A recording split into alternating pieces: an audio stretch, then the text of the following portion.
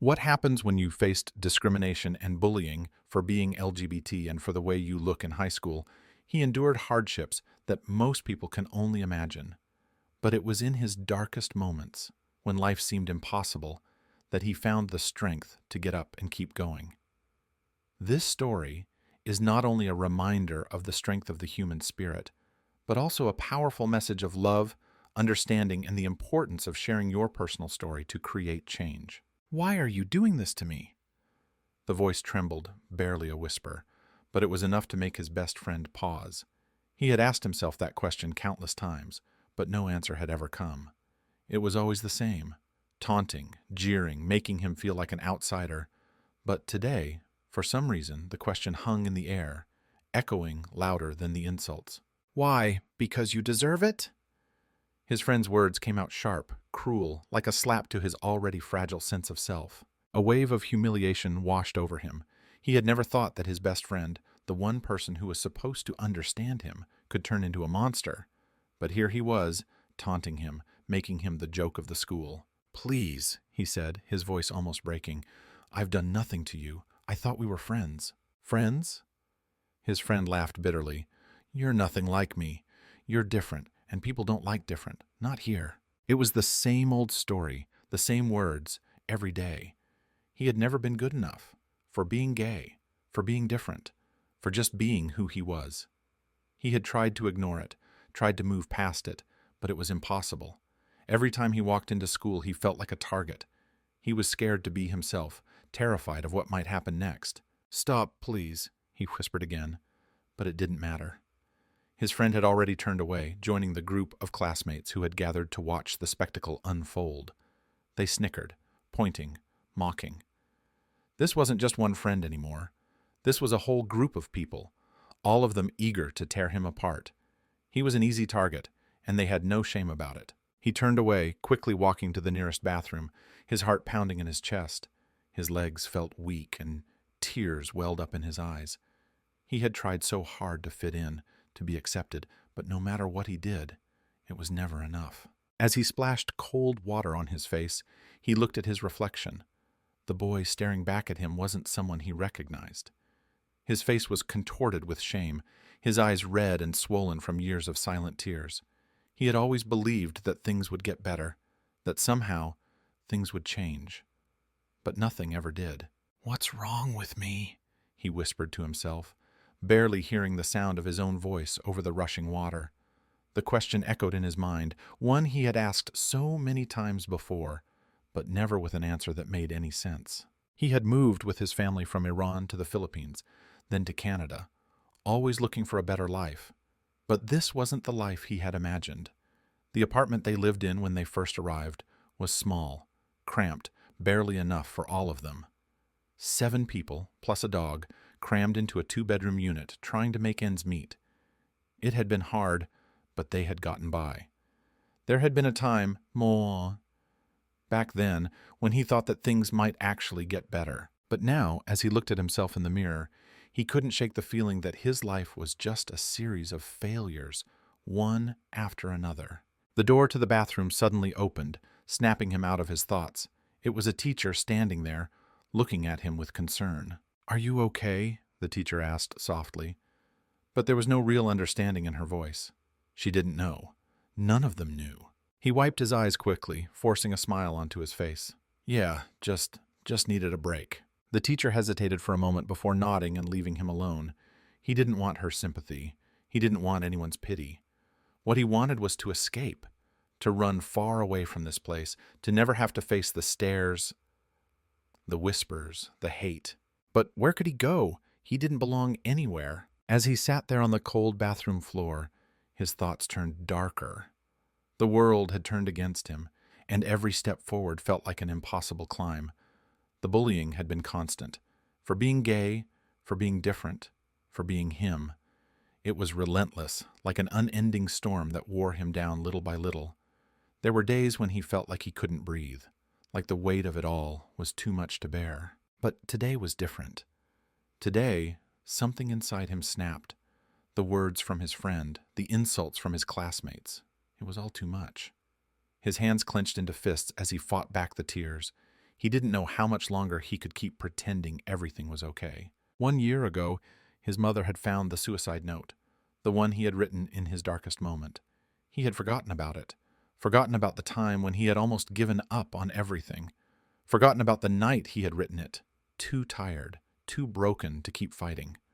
But his mother had found it, and that night had marked the beginning of a change. She had cried when she read it. He had heard her sobbing in the kitchen, her hands shaking as she tried to understand. It was the first time she had seen just how deep his pain ran, and it scared her. "Why didn't you tell me?" she had asked, her voice broken. "I didn't want to burden you," he had whispered back. He had never wanted to hurt her. She had enough on her plate, trying to make sure the family was okay. She didn't need to carry his pain too, but he couldn't keep hiding it anymore. He couldn't pretend he was fine when he wasn't. And that's when things started to change. His family began to notice. They started paying attention. They tried to talk to him, tried to reach out, but it wasn't enough. Nothing was enough. He was still broken. He had started seeing a counselor. They had told him that things would get better, that he could overcome it. But there were days when he couldn't believe them. There were days when all he saw was darkness. But then something unexpected happened. He was offered a chance to work at a company, a job that seemed like it could be a fresh start. It wasn't much at first, just a part-time position, but it gave him a sense of purpose, something to focus on outside of school. It felt like a step in the right direction. But what he didn't know was that he was about to meet someone who would change his life forever. The day the undercover boss arrived at the office, he didn't think much of it.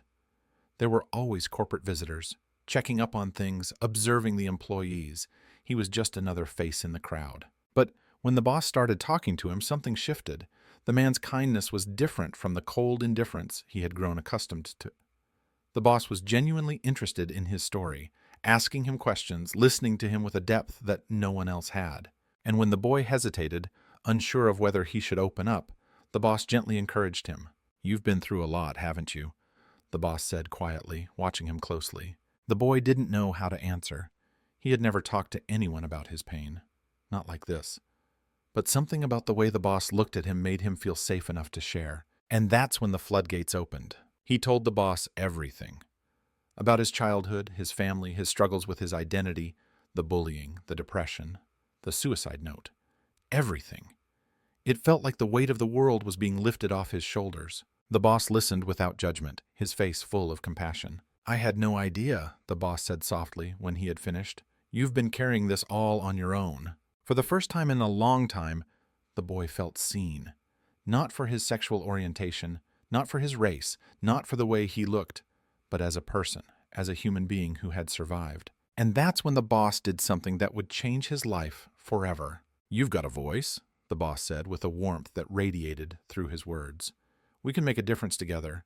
I want to help you launch an anti-bullying campaign, a national one, something that can make sure no one else has to go through what you did."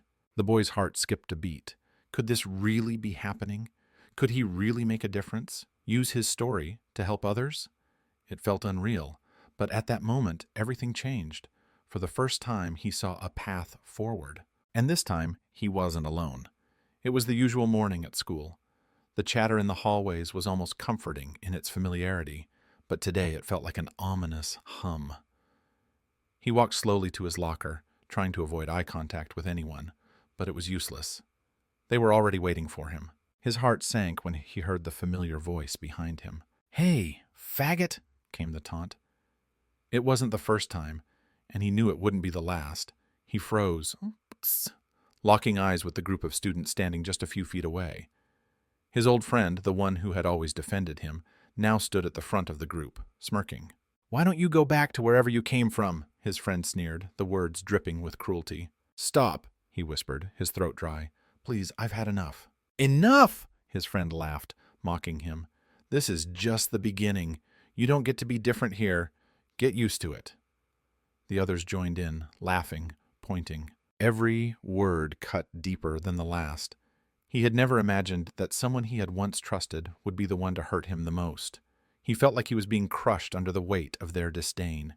His head was spinning, and the air felt thick, suffocating. He wanted to disappear, to fade into the shadows where they couldn't reach him. but there was no escape. "You're pathetic," one of them shouted from the back of the group. "No wonder no one likes you." The words hit harder than a slap. He stumbled back, his eyes stinging with unshed tears, his hands clenched at his sides, trying to hold himself together, but it was impossible. His world was crumbling piece by piece with every cruel word that was thrown at him. "Just leave me alone," he begged, but they only laughed louder, feeding off his vulnerability. He turned quickly, rushing down the hall, not caring if people saw him run. The hallway seemed endless, stretching out in front of him like a dark void. He burst into the nearest bathroom and locked the door behind him, his chest heaving. He leaned against the sink, trying to steady his breath, but the tears came anyway. They always did. The bullying had started slowly, just a few jokes here and there, whispers behind his back. But now it was inescapable. The taunts were louder, the cruelty sharper. He couldn't go a day without feeling like he was being suffocated by their hatred. And the worst part, it was from people he had once called friends. He knew deep down that this was only the beginning. The isolation, the ridicule, it was all a constant reminder that he didn't belong. The one person who was supposed to understand him had become his tormentor. His world was shrinking, and all he could do was try to survive. As the minutes ticked by, he heard the bell ring in the distance, signaling the end of the break. Slowly, he wiped his tears away and stood up straighter, pulling himself together. He had no choice but to face them again, but every step toward that hallway felt like a battle. When he stepped back into the hall, he kept his head down, avoiding eye contact with everyone. He could feel their stares burning into his back, but he didn't dare look up. The rest of the day passed in a blur, a constant cycle of insults, snickers, and avoidance. And yet, the worst was still to come. That night, after he had locked himself in his room, the weight of everything hit him harder than it ever had before. He wasn't sure how much longer he could keep pretending, how much longer he could keep smiling, laughing, showing up to school like nothing was wrong. The thought of the next day, of facing his friend turned enemy, made him sick to his stomach. But he didn't have a choice. He couldn't run anymore. It had been a week since the incident in the hallway. The bullying had intensified, each day bringing new lows, new insults, new ways they found to remind him that he was different, unworthy of their acceptance. It wasn't just words anymore. It was the cold shoulder, the deliberate exclusion, the hostile stares. Every interaction, every moment felt like a reminder that he didn't belong. His grades were slipping, his energy was gone. He was a shell of the person he used to be, and the exhaustion of pretending was taking its toll. His family noticed the change. His mother, especially, seemed concerned. She had tried to ask him what was wrong, but he couldn't bring himself to tell her. He had never seen her cry before, not until one day when she found the letter. It was tucked away under his mattress, hidden among old school assignments. It had been there for months, a secret he thought he had buried deep enough. But his mother's frantic voice broke through the silence of the house that evening. "What is this?" she asked, her voice trembling. It was the suicide note he had written, the one he had never planned to show anyone, not even her. The one he had written during his darkest time, the one filled with anger, confusion, and an overwhelming sense of hopelessness. The one where he had tried to explain how he felt, how tired he was of fighting, how tired he was of living. His mother had read the note in silence, her hands shaking as she set it down on the table. She looked at him, her face pale, her eyes wide with shock and disbelief. "Why didn't you tell me?"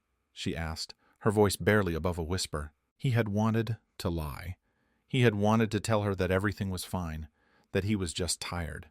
But the truth was impossible to deny. He couldn't look her in the eyes. "I didn't want you to worry," he muttered, staring at the floor. The silence that followed was deafening. His mother didn't say anything for a long time. She just sat there, her face wrinkled in concern, as though the weight of his pain had just been revealed to her. But he could see the fear in her eyes, the fear that her son was slipping away, that there was nothing she could do to stop it. It wasn't the first time he had thought about ending it all. The thought had crossed his mind countless times, especially during the moments when he felt like he was drowning in his own misery. The bullying, the rejection, the constant pressure to be someone he wasn't. It was all too much. But he hadn't gone through with it. Not yet. There was still a flicker of something inside him, some small part that wanted to keep going. He just didn't know how much longer he could hold on. "Please," his mother whispered, her voice breaking. "Talk to me. I don't want to lose you."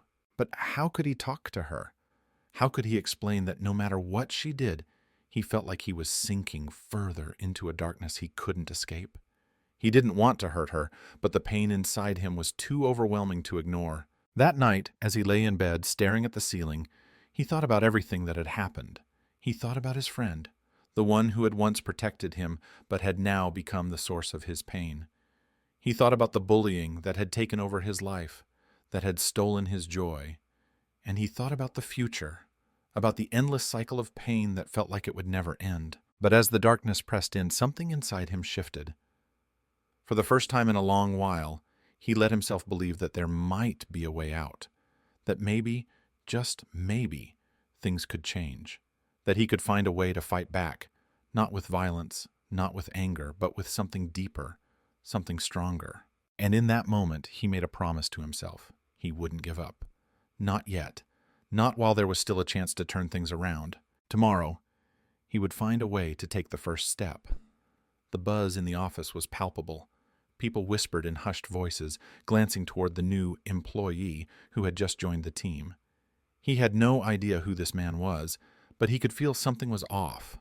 There was an air of importance around him, a sense that this wasn't just a regular hire. The man seemed to blend in perfectly, quietly observing, not drawing attention to himself, but there was something unsettling about the way he watched everyone. He didn't recognize the boss, no one did, but something about him felt different. The man had approached him a few times, asking questions, seeming genuinely interested in his work, his thoughts.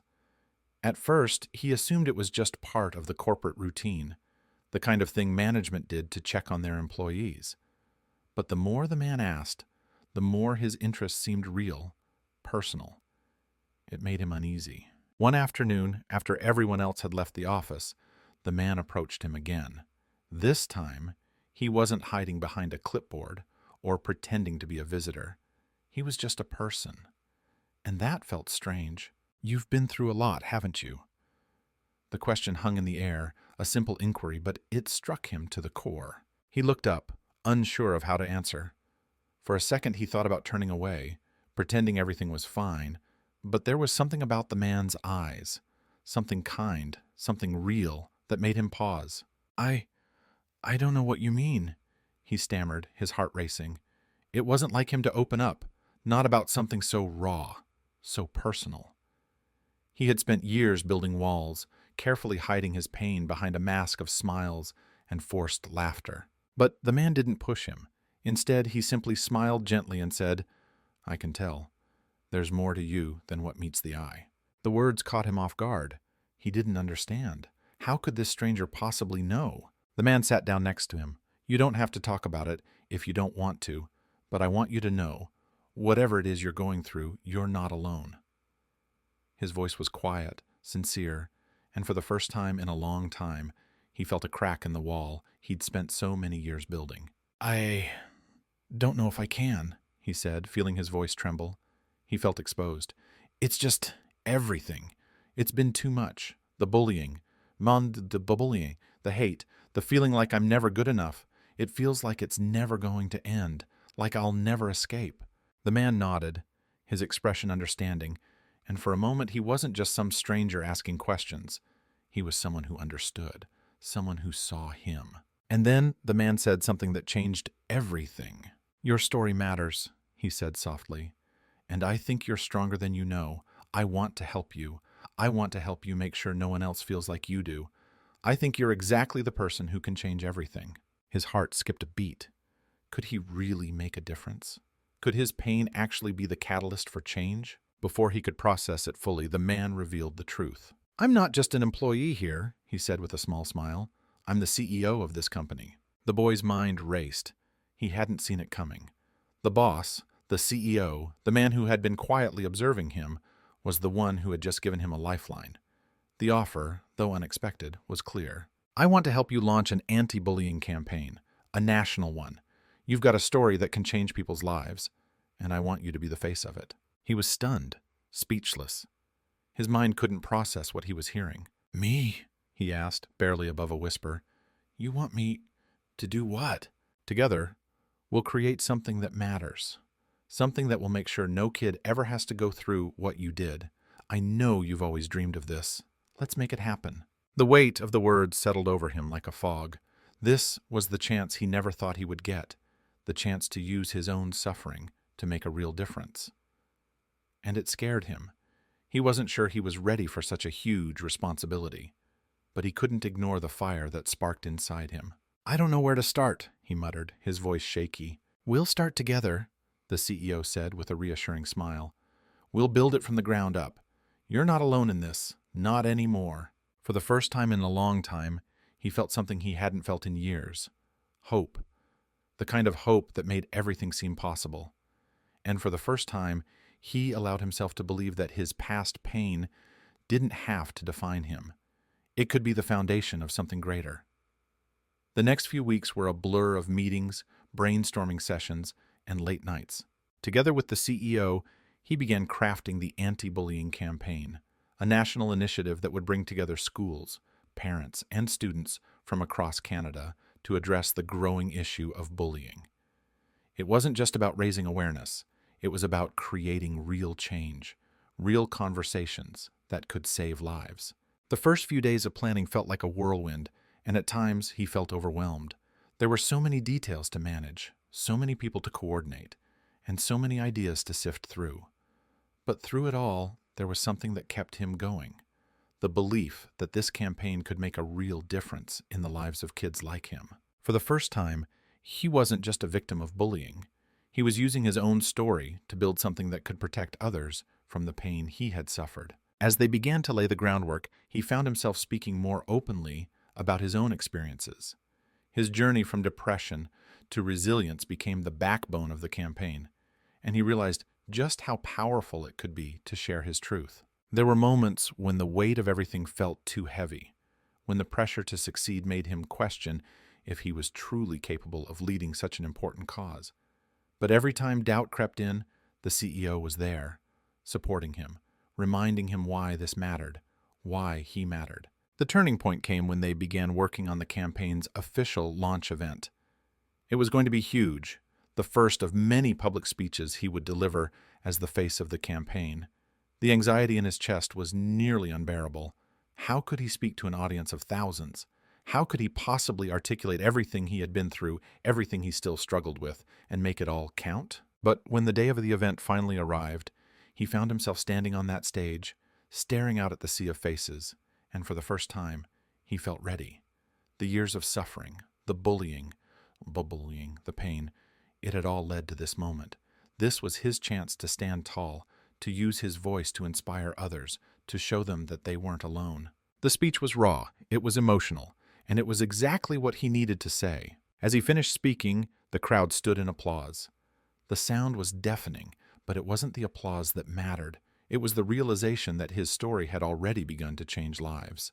The campaign was a success. It spread across Canada like wildfire, reaching schools and communities everywhere. But even more than the success of the campaign, he realized that he had found something he never thought possible. A future. A future where he wasn't defined by his past, but by his ability to create change. A future where his pain had become his strength, and where he could help others find hope just like he had. And as he stood there, in front of an audience that believed in him, he knew one thing for sure. This was just the beginning. The weight of the campaign began to sink in. What had started as a small dream was now a massive movement. There were media interviews, school visits, press conferences, and events happening almost every day. His name was starting to spread, but with it came a pressure he wasn't prepared for. The expectations, the constant need to perform, to be perfect. He had never experienced anything like this before. It wasn't just the world watching him, it was his past. The scars he had tried so hard to hide, creeping into every moment. The deeper he got into this, the more he realized how much of himself he had kept buried. As he stood in front of an audience, speaking about resilience and strength, a part of him always felt like an imposter. The memories of the bullying, the humiliation, and the suicidal thoughts resurfaced, haunting him when he was alone. And there were moments when it all felt too much. One evening, after a particularly grueling day of meetings, he collapsed on the couch in the hotel room, drained. He stared at the ceiling, feeling the exhaustion settle into his bones. The success of the campaign didn't seem to make him feel any lighter. Instead, it felt like a constant reminder that he could never go back to being the person he once was. He wasn't just a young man trying to survive anymore. He was the face of a national movement. The weight of the responsibility felt suffocating. The phone rang, pulling him out of his thoughts. It was the CEO, the one person he could always count on. "Hey, are you okay?" the voice asked gently. It was the first time in days that someone had asked him that, without a hidden agenda, without any expectations. "I don't know," he said quietly. "I feel like I'm drowning. I'm not sure if I can handle all of this." The CEO was silent for a moment before replying. "You don't have to do this alone.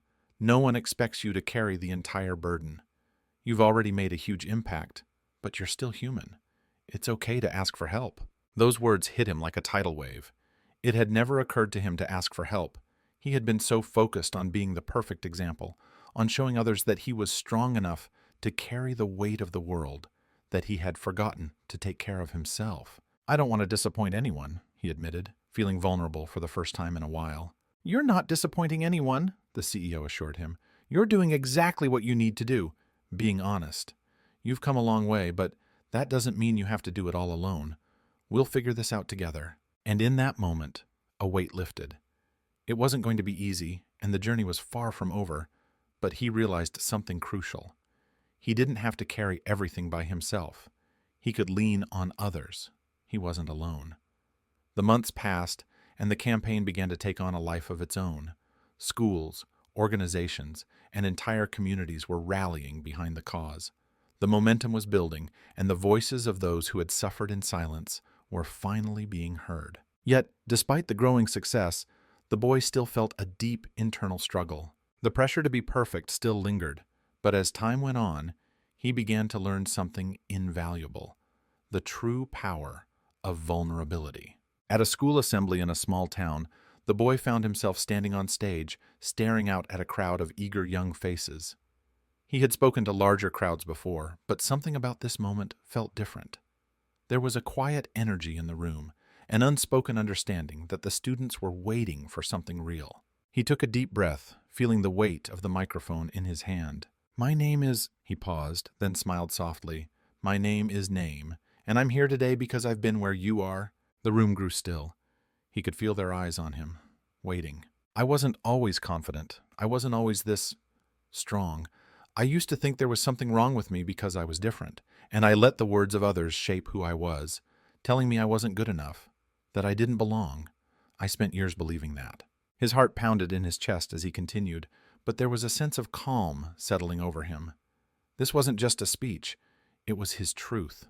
"I struggled. I thought about giving up. I didn't know how to keep going, and I thought the world would be better off without me.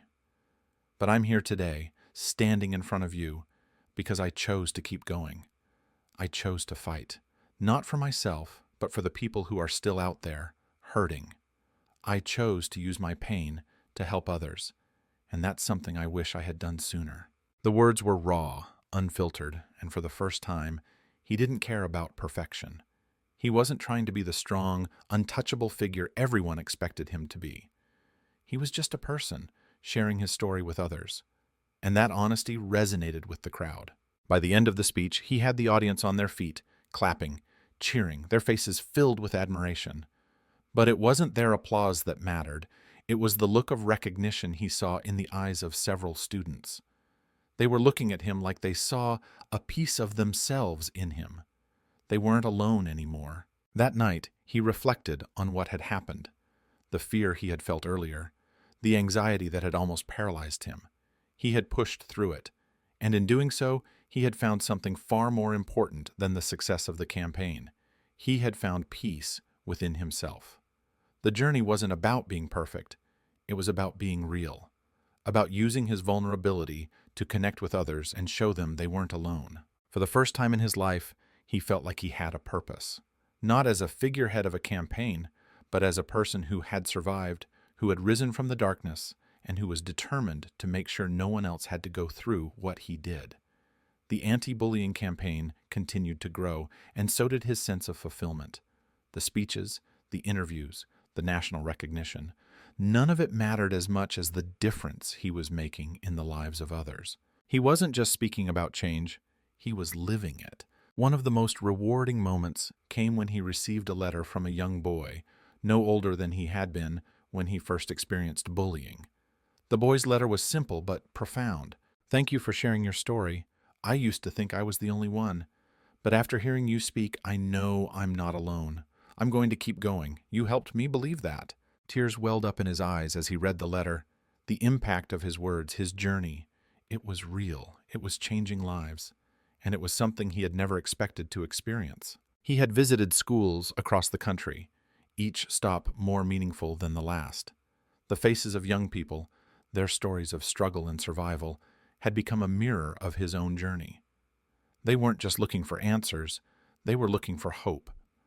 And he realized, as he continued his work, that hope was something he could give.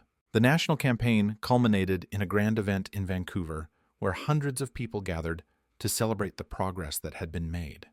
The speeches, the moments of triumph, they were meaningful, yes, but what mattered more was the lasting change that had already begun.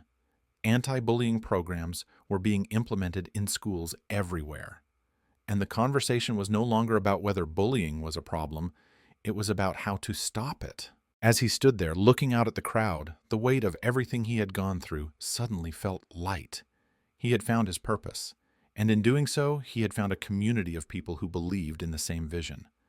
A community that was working together to make the world a better place. His journey, one that had started in pain and darkness, had come full circle. He wasn't just the victim anymore. He was the survivor. He was the changemaker. And as he looked ahead, he knew that this was just the beginning. The work wasn't over. The fight against bullying, the fight for acceptance, would continue.